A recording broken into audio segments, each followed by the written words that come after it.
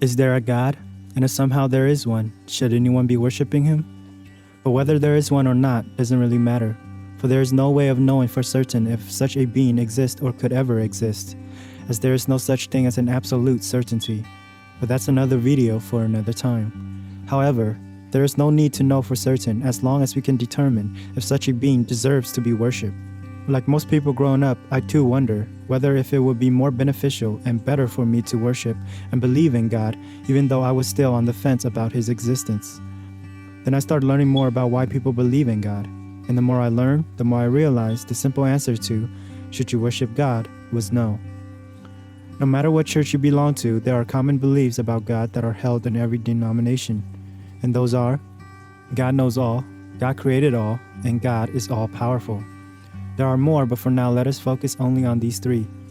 Knowing these three and these three alone is enough to figure out that God is undeserving of any worship.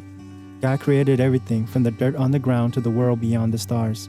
But one thing that most people forget is he too created all of time. By creating time, God has knowledge of everything that was, is, and ever will be. That means everything we do in this lifetime is created and predestined by God. That also means nothing we do can ever surprise this God. In other words, fate. So if you believe there is a God, then you too believe in fate. For fate and God runs hand in hand. Now, one can argue that Christians don't believe in fate, to which I say, yes they do. What do you call prophecy? Basically, predestined fate. One can also argue that when talking about time and fate, you have to talk about parallel universe, but this too follows the same line, as God knows all, so it doesn't matter how many parallel universes there are, he would know about every one of them. And if he wanted to, being all-powerful, he can make every parallel timeline end the same. This also brings up the question of, is there free will? And I would say there is no free will. If there is a God and there is fate, then there is no free will. Remember that God created everything, and whether you like it or not, everything includes the choices you make.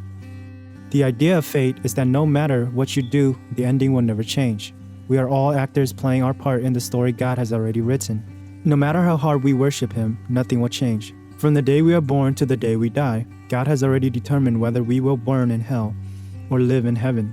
So really there is no reason to worship such a being. For how could a God, a truly good God mind you, punish anyone for doing something that he himself has written for you to do?